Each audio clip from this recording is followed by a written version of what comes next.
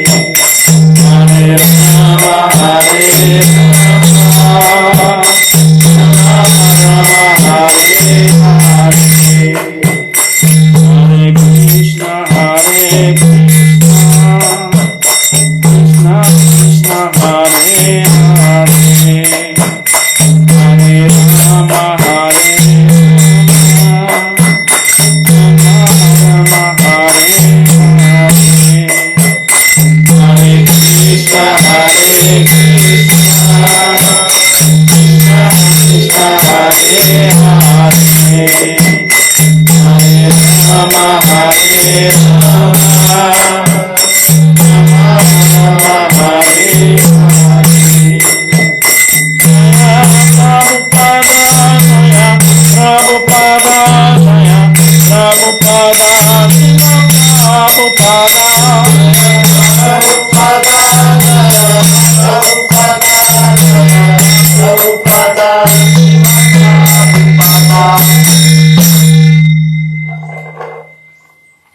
favor, repitam comigo.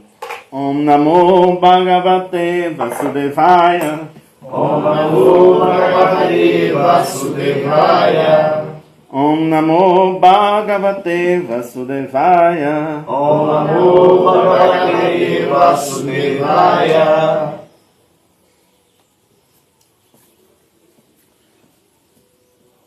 Yayat vibhut mat satvam Srimat urjitam evava Tatat evagachatvam Mamatejos masambhavam. Yayat vibhut mat satvam Srimat urjitam evava Tatat evagachatvam Mamatejos masambhavam. Esse é o capítulo 10, verso 41 da Bhagavad Gita, Opulência do Absoluto. Por favor, repitam comigo. Yat, yat. Yat, yat, yat. Qualquer coisa que. Qualquer coisa que. Vibhuti. Vibhuti. Opulências. Opulências. Mat. Mat. Tendo. Tendo. Satvam. Satvam. Existência. Existência. Srimat. Srimat. Belas. Belas. Urjitam. Urjitam. Gloriosas. Gloriosas. Eva. Eva. Certamente. Certamente. Vá. Vá. Vá. Vá. Ou. Tatat. Tatat. Todas essas. Todas essas. Eva. Eva. Certamente. Certamente. Avagacha. Avagacha. Você deve saber. Você deve saber. Tuam. Tuam. Você. Você. Mama. Mama. Meu. Meu. Tejaha. Teja. Esplendor. Esplendor. Amsa. Amsa. Parcialmente. Parcialmente. Sambhavam. Sambhavam. Nascem de. Nascente. Tradução. Saiba que todas as criações belas, gloriosas e poderosas brotam tão somente de uma centelha de meu esplendor. Saiba que todas as criações belas, gloriosas e poderosas brotam tão somente de uma centelha de meu esplendor. Por favor, repitam comigo. Saiba que todas as criações belas, Saiba que todas as criações belas, gloriosas e poderosas, gloriosas e poderosas, brotam tão somente brotam tão somente de uma centelha de meu esplendor. de uma centelha do meu esplendor. Significado, por sua divina graça, C. Bhaktivedanta Swami Srila Prabhupada. Jaya Srila Prabhupada. Deve-se compreender que qualquer existência gloriosa ou bela é apenas uma manifestação fragmentária da opulência de Krishna, quer seja no mundo material ou no mundo espiritual. Qualquer coisa extraordinária, opulenta, deve ser considerada como representante da opulência de Krishna. Desculpa. Tá afogado. É uma casa do destino. Deve-se compreender que qualquer coisa ou qualquer existência, gloriosa ou bela, é apenas uma manifestação fragmentária da opulência de Krishna, quer seja no mundo material ou no mundo espiritual. Qualquer coisa extraordinária, opulenta, deve ser considerada como representante da opulência de Krishna. Jai Srila Prabhupada. Om Mananati Mirandasya Yanam Yanam Shalakaya Chakshurum Militam Jena Tasmai Shri Gurave Namaha Namam Vishnu Padaya Krishna Prasthaya Bhutale Srimate Bhaktivedanta Swami Srinam Namaste Saraswati Devi Guravani Prachari Vishisha Sumyavadi Namam Vishnu Padaya Krishna Prasthaya Bhutale Srimate Hridayananda Swami Srinam Namaste Guru Halusaya Paranamash Prabhupada Kamadaya. Esse verso é um verso que eu particularmente gosto muito.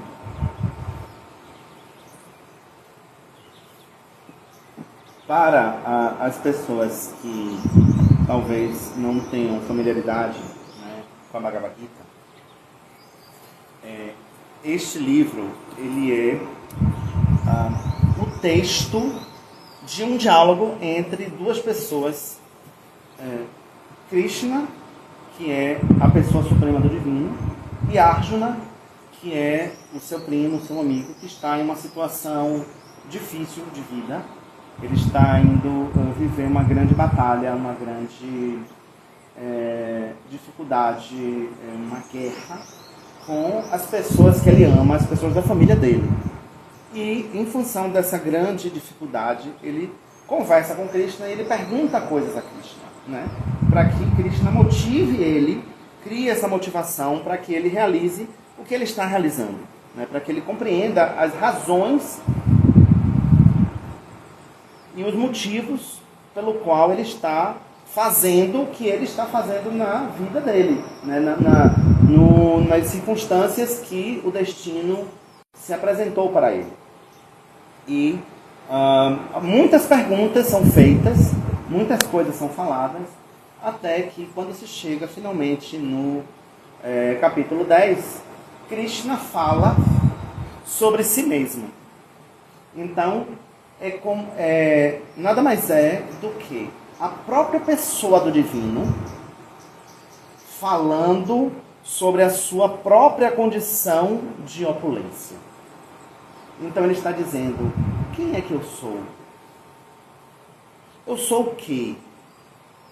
Então, hoje, interessante, né? Porque mais cedo eu estava conversando, né, com o Prabhu Manohara ali junto com as Tulasis, e a gente falando sobre a relação da pessoa com o divino. E muita gente, a pergunta, como é de vários milhões de dólares, né? Quem eu sou? Para onde eu vou? Por que eu existo? Qual é a essência das coisas? Né? Essas perguntas são perguntas que todo mundo, todo espiritualista, todo transcendentalista, todas as pessoas que desejam entender a sua verdadeira natureza se perguntam, se fazem. Né? E em vez da gente buscar uma fonte da nossa imaginação, em vez da gente tentar criar uma resposta fruto da nossa especulação mental, a gente busca a fonte originária do conhecimento, que é a própria pessoa do divino, que é Krishna, para falar de si mesmo. Então, para o padre dar um exemplo maravilhoso da fonte de água, né? Então, se você tem uma fonte de água suja, essa água ela não serve para você beber. Mas a depender do nível de sujeira da água, vai dar para você, né, tomar banho. Ou vai dar para você molhar as plantas, fazer a sua agricultura.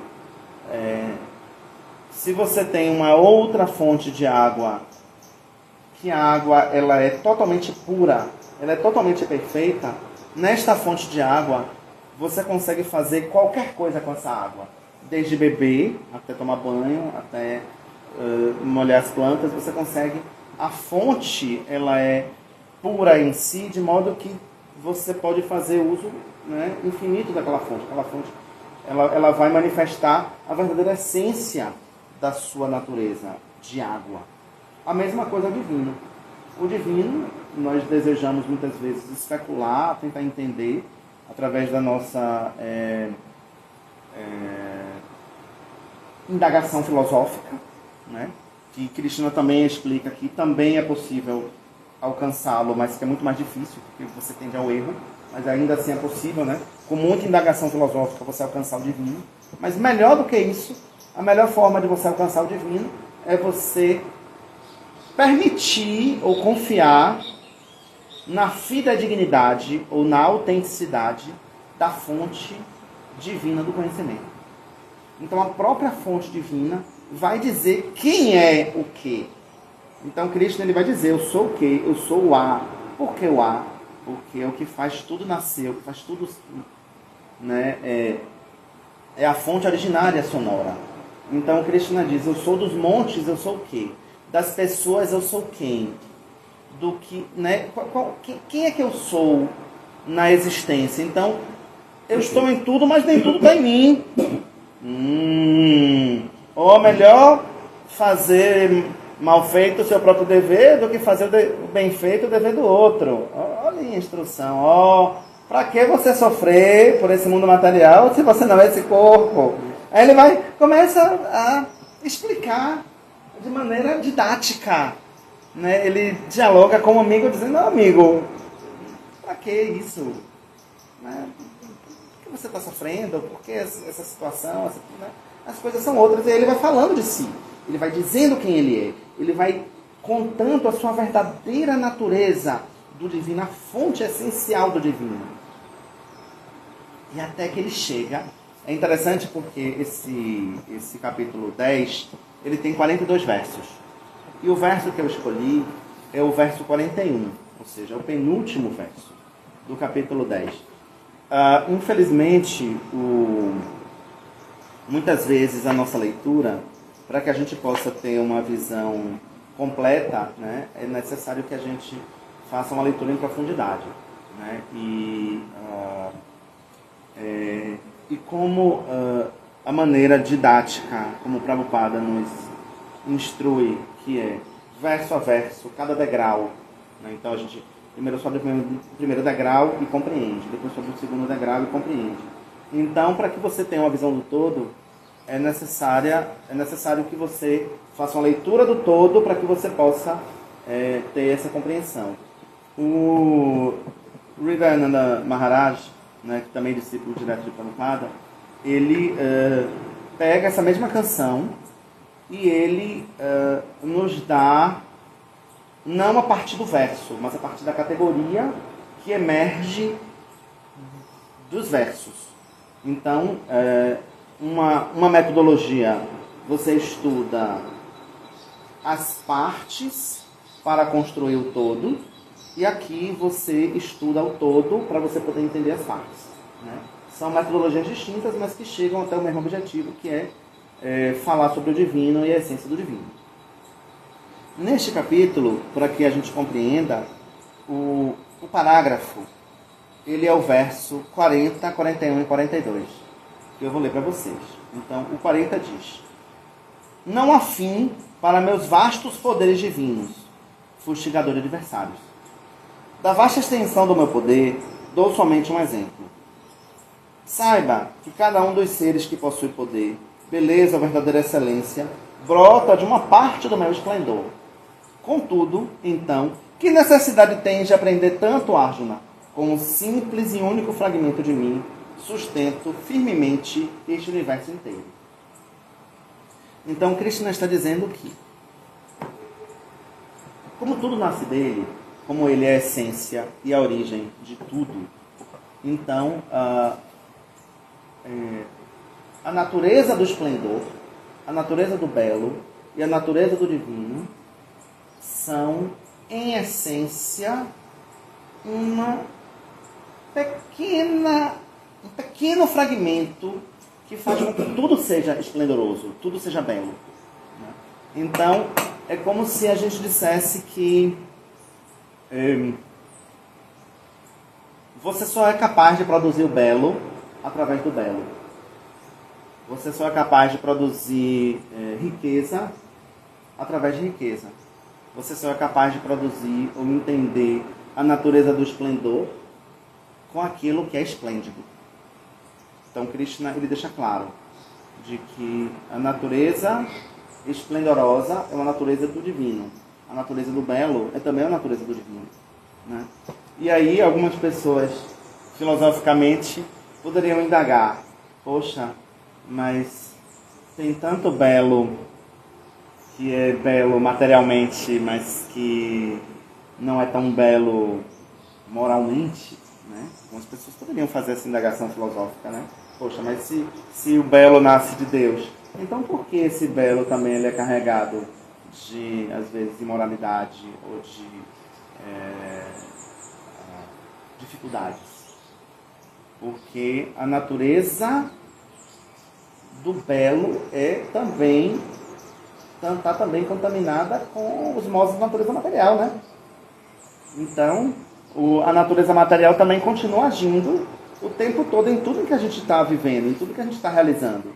Inclusive naquilo que é esplendoroso. inclusive naquilo que é excelente, naquilo que é grandioso e belo. Então, cabe a nós, né, devotos do Senhor Krishna, cabe a nós, pessoas que estamos com esta inteligência refinada, ou na busca dessa inteligência, discernir e conduzir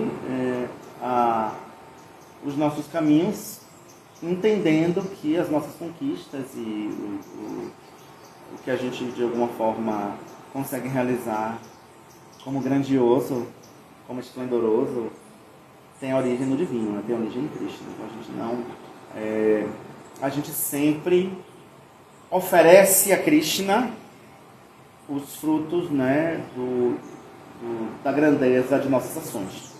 Então a gente também entende que a grandeza de nossas ações só pode acontecer porque estamos com a nossa mentalidade, com a nossa inteligência também focadas nesse caminho espiritual, né? Nesse caminho do divino. Basicamente, é isto que Krishna fala neste verso. O Hridayananda Maharaj, ele também, no estudo da categoria que emerge, né, da natureza do divino, ele diz o seguinte: Deus é a fonte de tudo. Krishna afirma: eu sou a fonte de tudo, de mim tudo emana. 10:8. Os deuses não conhecem a origem de Krishna, pois ele é a sua própria origem. 10:2. Ele é o Deus original. 11:38. A fonte de nossa memória e conhecimento. 15:15. De fato, qualquer ser belo ou poderoso que exista nesse mundo exibe apenas uma centelha do esplendor de Deus. 10:41. Arjuna diz a Krishna: englobas tudo, por isso és tudo. 11:40. O próprio tempo que leva todas as coisas a seu destino é Krishna. 10:32. Como ele mostra dramaticamente a Arjuna no capítulo 11. No final da criação, todas as criaturas que não encerram seu karma vão repousar nele, só para serem lançados novamente ao mundo na próxima criação. 9:7. De fato, Krishna produz e recolhe todo o universo. 7:6. Né? Olha que interessante. E aqui também ele diz que Deus é justo e não é ciumento. Felizmente, com todo o seu poder infinito, Krishna é imparcialmente recíproco com cada um de nós. 4:11. Podemos ignorar Krishna, no entanto, tudo que admiramos ou adoramos não passa de uma pequena amostra de sua arte criativa. 10:41. E aí é que vai o ponto central que motivou a aula de hoje. Quando eu estava pensando no tema, né, a Tiradeva, Hridayananda Maharaj, meu guru, meu mestre espiritual, ele nos instrui da seguinte forma. Ele diz que quando você tem uma dúvida, uma questão filosófica, da qual você não sabe, você pensa assim: existe algo que eu quero saber sobre a natureza do divino, que eu não sei. Como é que eu fico sabendo então? Eu vou indagar humildemente e filosoficamente a Bhagavad Gita, para que a Bhagavad Gita me responda a minha indagação filosófica. Então, quando eu pergunto para a Bhagavad Gita: o que é arte? O que é arte? Por favor, Krishna, me diga o que é arte. A arte no seu aspecto maior, no seu aspecto grandioso da arte. Daquilo que é belo, daquilo que é esplendoroso, daquilo que é musical, do movimento, da imagem, do perfume, da vestimenta, do cabelo, do óculos, do sapato, né? Que elas ficam loucas, né? Viram assim papéis, né? De tanto sapato. E aí eu perguntei para Krishna: Krishna, o que é então? E aí Krishna me diz: nada mais, nada menos do que uma centelha do meu esplendor. Ele responde de maneira praticamente didática. Ele diz: isso é apenas uma parcela, porque Dos criativos, eu sou o mais criativo, né? Basta, inclusive, a gente assistir, como é que chama, o roteiro do Brasil, né?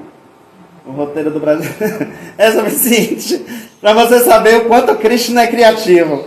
Ele cria um monte de idiosincrasias e vicissitudes para você assistir assim, quase como uma novela da vida real.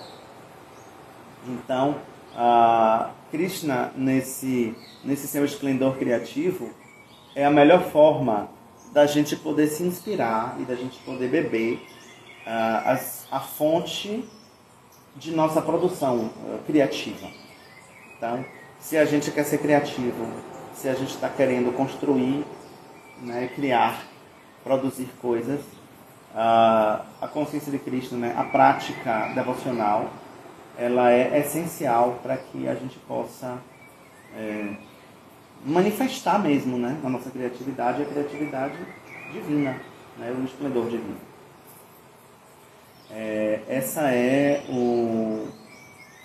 Esse praticamente é o que eu pensei em falar.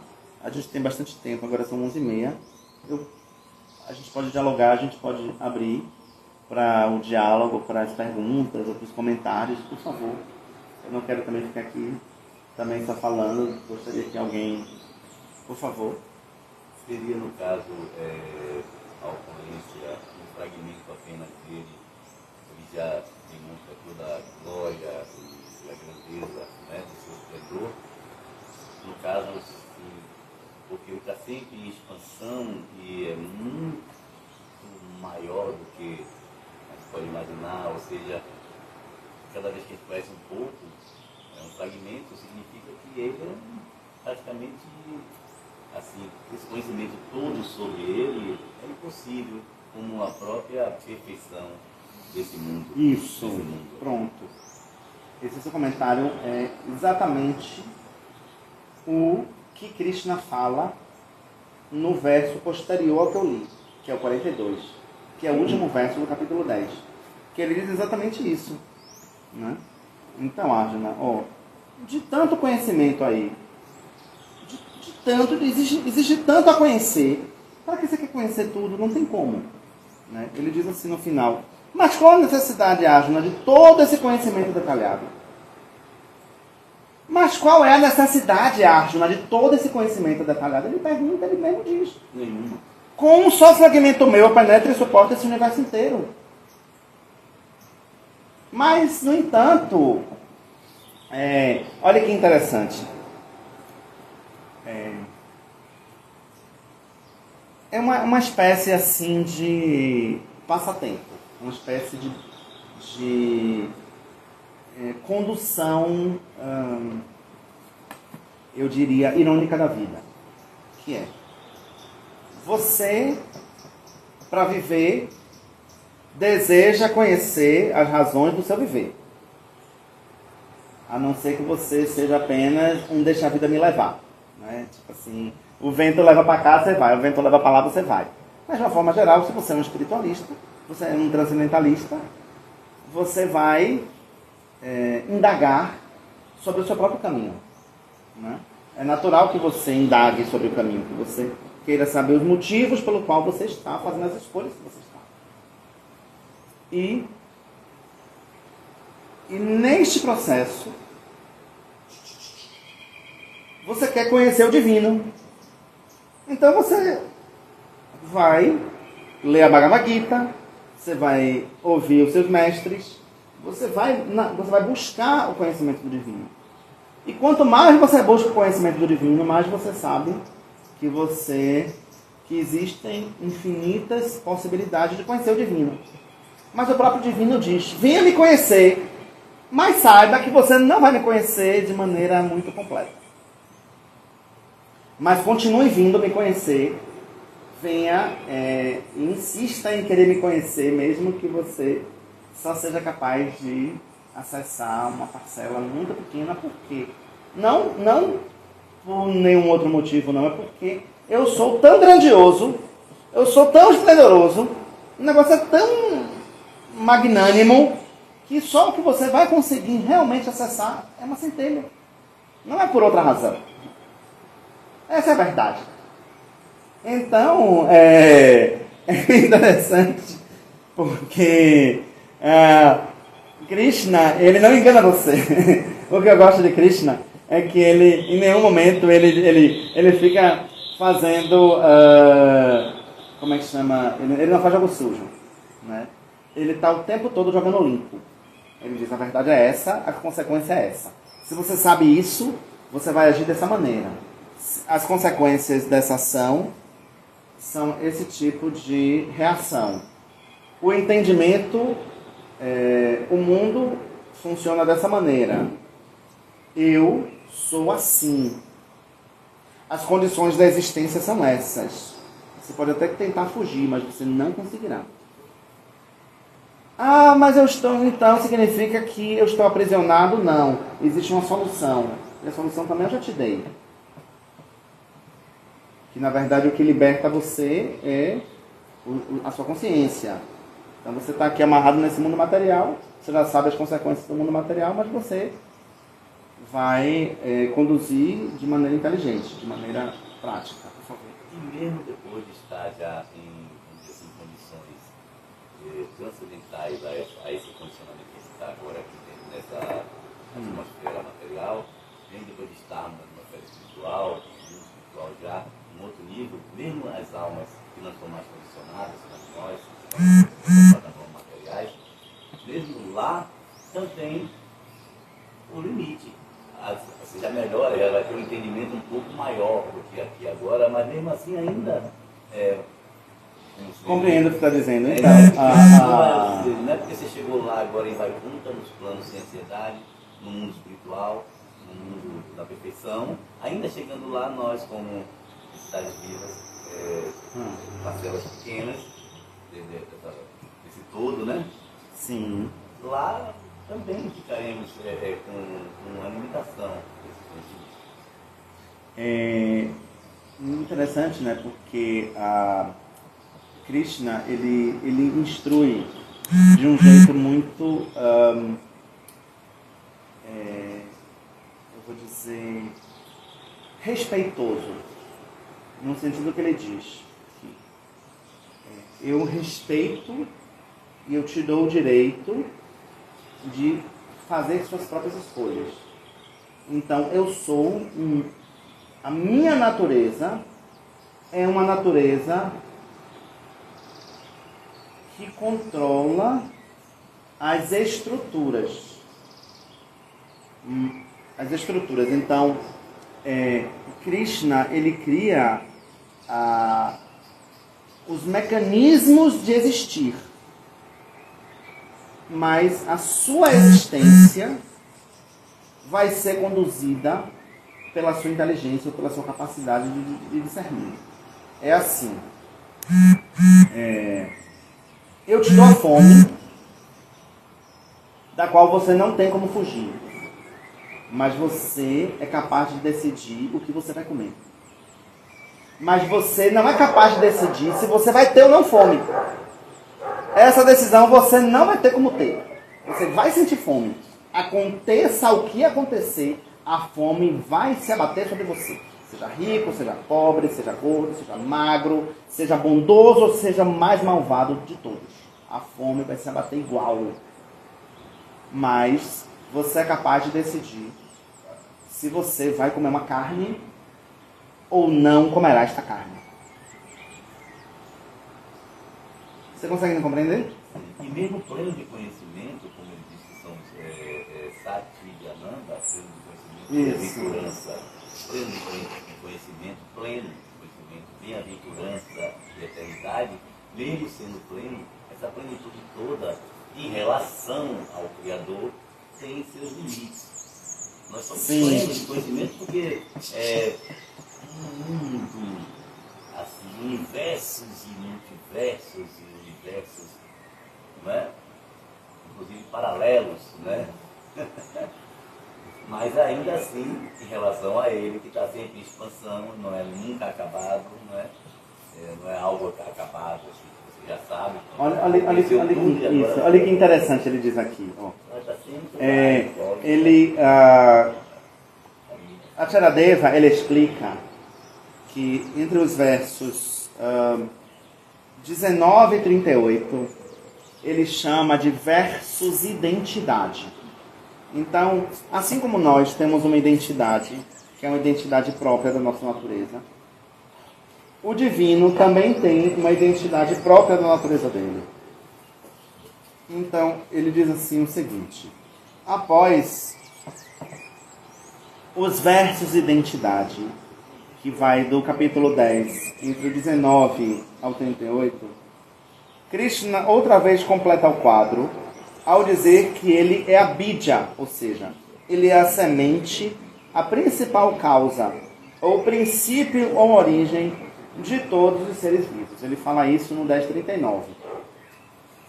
Ele nos pede para entender que absolutamente todo ser que possui glória, beleza ou verdadeira excelência brota de uma parcela do meu esplendor, 10:41. De fato, com um único fragmento de mim mesmo, sustenta firmemente esse universo inteiro, 10:42. Então, ele diz, né, ele fala de forma muito clara, que aí ele repete aqui a mesma coisa, né? Arjuna, após Arjuna pedir repetidamente para ouvir sobre as suas vibhuti, ou seja, sobre as suas identidades, né? Krishna, que ele descreve. Então, no final do capítulo, Krishna diz que acabou de dar um exemplo da minha extensão de vibhuti, pois não há fim para as minhas vibhutis divinas, ou seja, a identidade divina é uma identidade infinita. Por isso, ele se chama Ananta, ou seja, aquele que não tem fim, né? O que é ilimitado. E agradeço ao meu mestre por ser o servo, né? Eu sou Ananta Dasa, né? Eu sou o servo da natureza ilimitada do divino. Então, como se eu tivesse praticamente um humor artístico, né? Tem Vishnu também, né? Ananta Vishnu Vishnu é o que Vishnu tudo é o penetra, mantenedor. é o que tudo penetra, é o que mantém. O ilimitado que está em toda parte e que mantém tudo, né? Exatamente. Então, o ilimitado que tudo sustenta. E, por favor, algumas perguntas? Alguma dúvida? Eu só queria complementar isso que o Dona estava falando. E também tem um detalhe, né? Essa questão da gente reconhecer a opulência de Deus, né, nos atrapalha na relação com ele, né? Os passatempos de Krishna demonstram isso, né? Quando Mãe Yashoda vê o universo inteiro dentro da boca de Krishna, né, de Damodara, ela fica extasiada e ela não tem como lidar com aquilo. Se todos nós lá no mundo espiritual ficasse vendo Krishna, seria uma relação de reverência, né? Só de reverência, né? Não seria essa relação íntima. Então, também a gente precisa não conhecer para dar esse prazer também para a gente e para Krishna, da gente se relacionar com intimidade, né? Cada um na sua, né? Na No sua seu humor, graça, isso. no seu humor. Então, também tem esse detalhe, né? Se a gente tivesse consciência plena de toda a opulência, de toda a identidade de Krishna, a gente não ia fazer nada, ia ficar só... Imagine se toda vez que você viesse aqui, Separado, né? olhar as deidades, você fosse se relacionar com a manifestação dos universos inteiros, de todos os universos, né? Você não sairia do lugar, né? Você, Perderia o encanto e a magia também. É Perderia isso. o encanto e a magia. por favor. Ficaria preso na reverência. Uma vez eu vi lendo o Prabhupada, o Prabhupada fala assim que a questão não é se Deus existe ou não, pois ele fala assim, Deus está em toda parte, a questão é como a gente enxerga Deus. E você estava falando exatamente disso, né, da expansão, como ele é ilimitado, né, e como ele é a fonte de toda beleza, de toda opulência. Mas dentro desse mundo material a gente vê também as oposições, né, a miséria, como ver Deus nessas condições que faz parte também desse universo. A natureza de Krishna é uma natureza tanto divina quanto demoníaca. A expressão demoníaca talvez seja a palavra mais sensata para definir o conceito que se quer falar. Infelizmente, o cristianismo ele nos instruiu de forma equivocada os sentidos semânticos das palavras. Demos, né, é aquilo que está apegado ao que é em si. É aquilo que divide, aquilo que compartilha. Então, a natureza demoníaca nada mais é do que uma perspectiva de visualizar o mundo material sem a essência do divino. Então, uma vez que você visualiza a matéria sem a natureza divina, você já está tendo uma visão demoníaca da natureza. A natureza divina é uma natureza que você observa a natureza material, independente do que ela se apresenta em si mesma. É um aspecto filosófico essencial da consciência de Krishna. É um aspecto que eu diria até que pode confundir um filósofo amador. Um filósofo que não é bem treinado na filosofia, na ciência do conhecimento. Por que isso? Porque a miséria que existe neste mundo material nada mais é do que material. Ela não é uma condição... E a beleza, e a riqueza, e o poder também são materiais. Olha que coisa interessante. O semideus responsável pela opulência material é um semideus de natureza demoníaca, que é Vênus. E ele é responsável pela joia que é mais desejada no planeta, que são os diamantes. E, no entanto, é ele que otorga riqueza. Então, por que um semideus de natureza demoníaca é que otorga riqueza? Porque faz você se apegar mais a este mundo material. Olha que contraditório. Então, a riqueza e a opulência materiais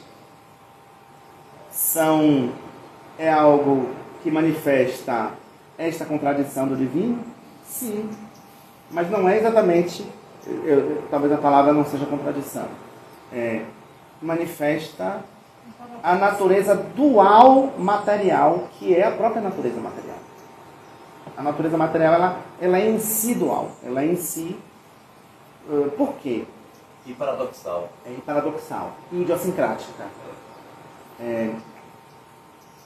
O Senhor Brahma, antes de criar o mundo, cria as condições de existência do mundo. E uma das condições de existir nesse mundo é que você se identifique com a sua matéria, com o seu corpo. Como é que é isso? Eu não sou esse corpo. Não, mas peraí, você é uma mulher, você vai menstruar. Peraí, eu sou um homem, você vai...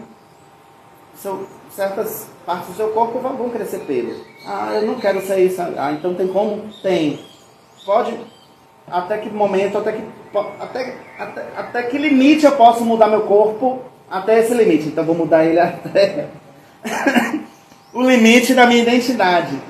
Mas, no entanto, a identidade, ela é algo... Você não vai existir fora da identidade. Você não existe... e esse é um aspecto também... aí já é um aspecto para uma outra aula, para um outro momento, mas é um aspecto interessante para se dialogar, para se discutir, que é o quanto este mundo ele é dual, ele lhe engana, né? E é interessante também, um argumento que eu diria que a gente não fica muito satisfeito, mas que é um argumento verdadeiro, que é o seguinte: uma pessoa está presa. Digamos que ela esteja dentro de uma grande prisão, e esta prisão ela é dividida em, que já acontece, né, infelizmente, ela é dividida em blocos por classes. Então, em determinado ponto da prisão, você vai ter uma pessoa com um espaço grande da prisão. E ela vai ter acesso à comida, à beleza, diferente de outras pessoas que estão nessa mesma prisão. Essas outras pessoas, elas estão em um lugar da prisão pequeno, apertado e com pouca comida. Essas duas pessoas, elas estão onde? Na prisão. Mas elas estão em condições diferentes da prisão. Mas elas estão aprisionadas. Uma pessoa vai ter saúde dentro da prisão e outra não vai ter. Uma vai ter riqueza e a outra não terá. Uma vai ter amigos e a outra só inimigos. Uma vai conseguir tudo o que deseja e a outra, por mais esforço que faça, não terá nada. Mas as duas estão aprisionadas. É um ponto filosófico muito interessante, muito importante de se entender. Por isso, estará livre quem, na prisão, quem tiver consciente de Krishna. Ou seja, entender que a sua condição aprisionada é uma condição temporária, circunstancial, ocasional e que não se preocupe. Daqui a pouco vai acabar. Então, a única forma de você se libertar da prisão é com Krishna, não tem jeito. É você entender a sua verdadeira, a sua condição, a essência da sua condição, para que você possa transcender aquele espaço. Senão... E que liberdade essa consciência de Krishna pode otorgar a essa pessoa presa? O que eu chamo de fazer as pazes com o seu karma. É você aceitar, de certa forma, aquilo que você não tem como mudar, mas você conduzir com inteligência. Né? Você conduzir com inteligência espiritual. Então, escolher o que comer, escolher onde você vai, escolher... praticamente são suas escolhas. Né? Assumir a responsabilidade sobre suas escolhas e sobre suas ações. De forma inteligente. Isso! De forma inteligente, de forma prática e de forma concreta. Mas Deus vai otorgar isso através da relação com Ele? Como é isso? Essa pergunta é uma pergunta bem inteligente. Na verdade... bastante. Assim...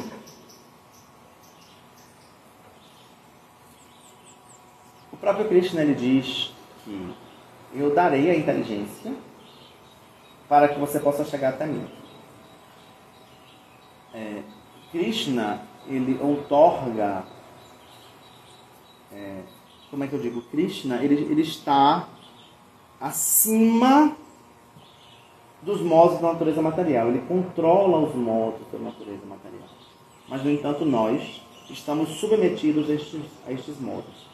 Uma vez que você se relaciona com o controlador dos modos, você consegue entender de que forma estes modos agem sobre você. Mas você não vai conseguir deixar de fazer com que o modo deixe de agir. É a questão da fome. É isso que eu ia perguntar, porque, por exemplo, se ele é o controlador dos modos, então por que ele teve que receber a maldição de Gandhari? Por que ele perdeu o sobrinho? Esse é o passatempo, essa é uma grande brincadeira. Porque na verdade não está nada disso. É como se ele dissesse assim, poxa, eu já sou estranho, eu já sou poderoso demais. Mas como é que moral eu vou ter de dizer que todo mundo vai se submeter a isso e eu vou abusar do meu poder? Isso não é um abuso do seu poder. Ele é tão justo que ele... Você quer me matar? Venha pegar. Ele me matou. Pronto, aí você fica assassino de Krishna e aí tudo fica beleza, mas ele não morre. Nem você mata. Nem você morre. Então... É uma arte teatral. Isso, exatamente. Só que é um teatro que tem adrenalina, epinefrina, endorfina, sangue. verdadeiro, entendeu? Dor de verdade é um teatro, como é? É um teatro. Por exemplo, essa percepção. Isso, exatamente. Essa percepção do teatro, né? Ela é uma percepção de quem vai em consciência de Cristo, né? Tem muita gente que vai olhar para esse teatro e vai achar uma brincadeira de mau gosto, né? E é. Por isso que você tem que se apaziguar com o seu karma. Tipo assim, quando eu tava lá. Engraçado assim, porque, vamos lá.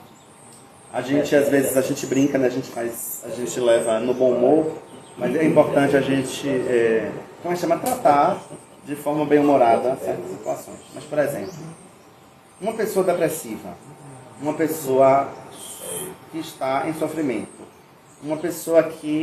uma mãe que perdeu seu filho de forma trágica, uma situação extrema. Então, eu não vou dizer para você que eu vou chegar para uma mãe que perdeu seu filho de forma trágica e vou dizer, pra que esse choro? Pra que isso? Que isso? Não, ele ainda morreu, não sei o que. Eu diria que não é elegante, não é generoso, né, com a dor do outro, com a situação do outro.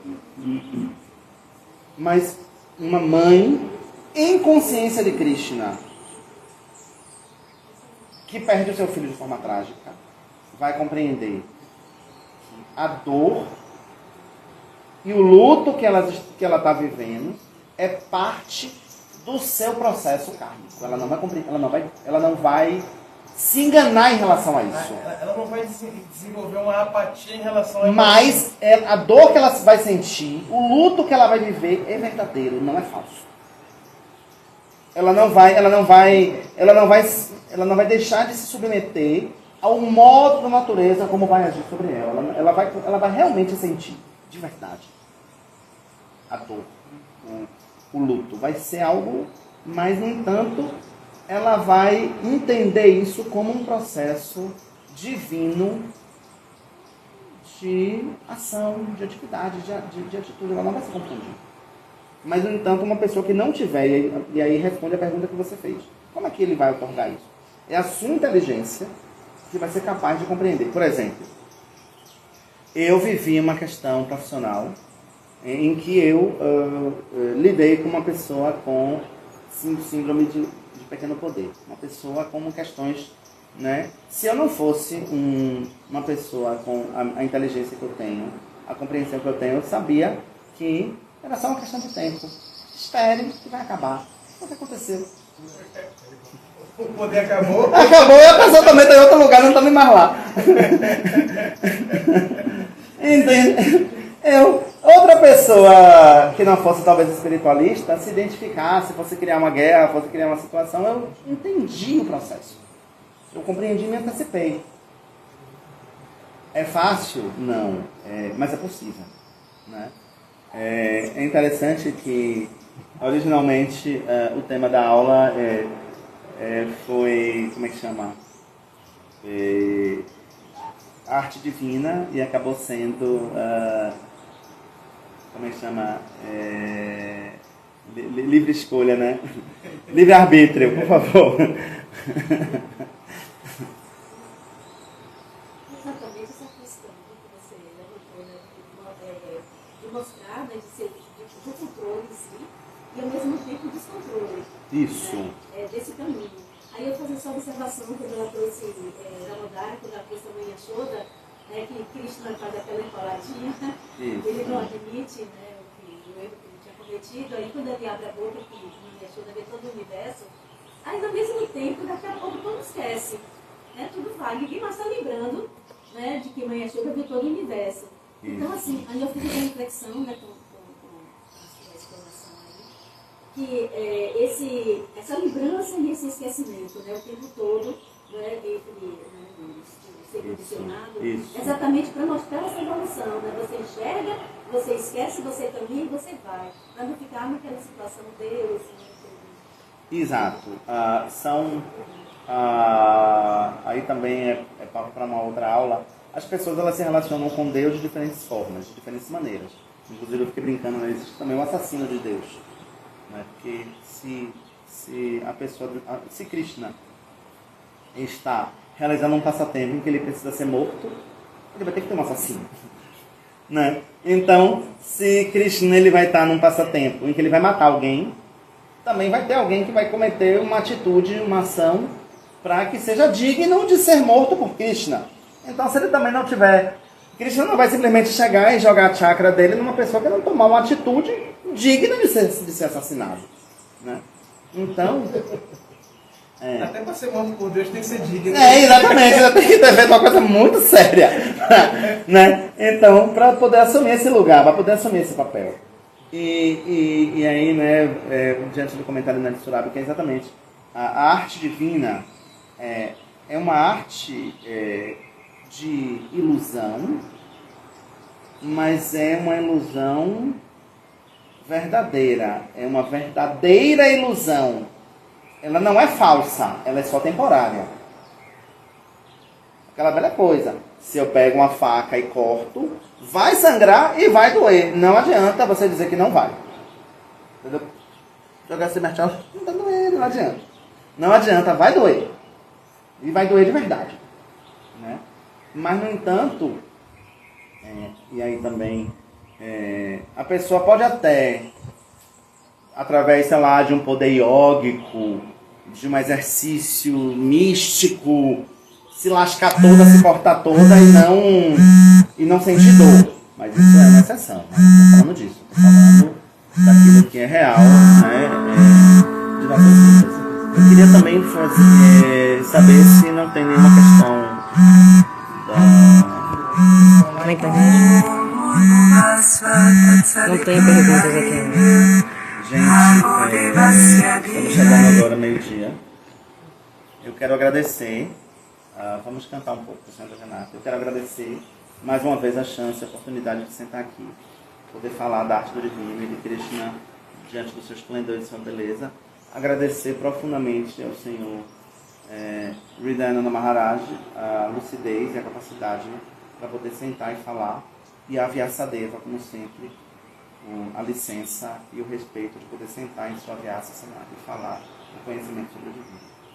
Eu vou bem rápido, uma pergunta assim, sim ou não. Eu talvez seja papo para outra aula. Essa visão que o senhor acabou de demonstrar e de explicar, seria a mesma visão para Maia? Maya, ela é a energia interna do divino e a energia externa do divino. Ela é Mahamaya e ela é Yoga Maya.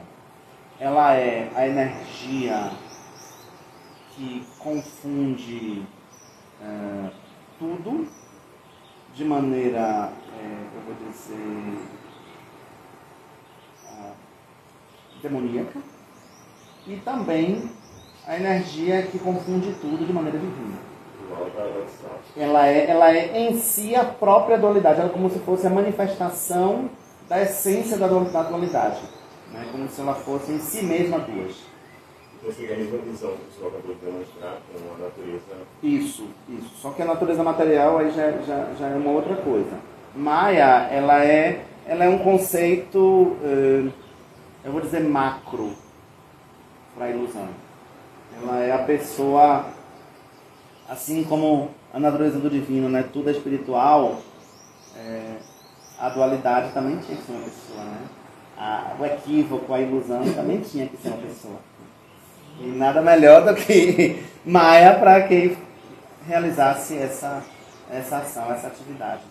Mas é uma perspectiva um tanto diferente, porque Maya, a natureza dela é sempre criar a ilusão.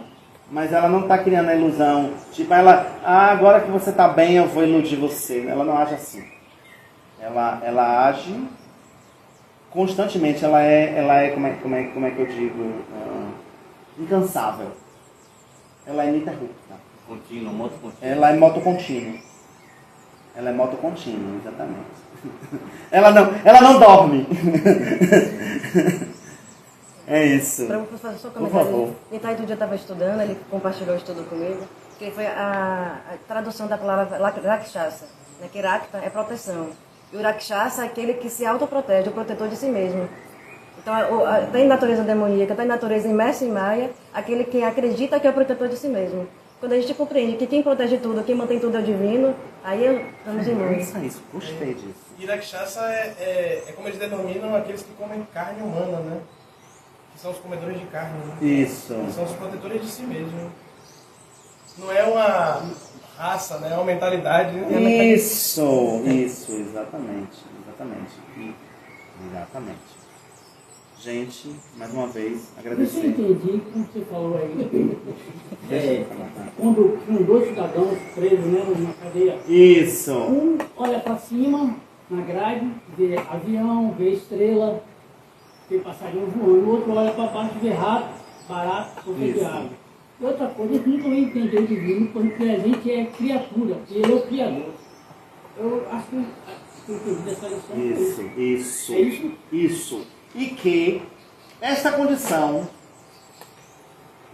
de beleza, essa condição de riqueza ou de pobreza, é uma condição material, da qual ela naturalmente ela vai acabar, né? Porque a sua condição material é temporária. Então, enquanto durar seu corpo, você vai ter essa condição. A sua consciência, seja pobre ou rica, ela pode ser divina ou não. Você pode estar lá vendo a barata, vendo o rato, mas tão transcendente aquilo que você transcende aquela situação. Enquanto você está numa situação de riqueza, vai estar cada vez mais apegado a esse mundo material, cada vez, né? Mas o ponto o ponto é que, independente da condição, Krishna é quem está outorgando toda essa condição. Então, a centelha divina é quem está no controle das condições. Então, existe um motivo para que você esteja naquele lugar. Mesmo que você não aceite, mesmo que você não queira, mesmo que você ache injusto, existe uma razão, uma motivação.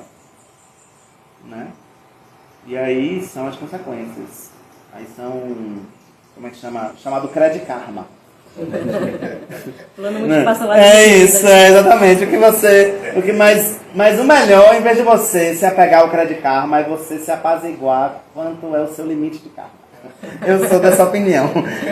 Em vez de você ficar desejando o cartão que você não tem, melhor você se apaziguar com o cartão que você já tem.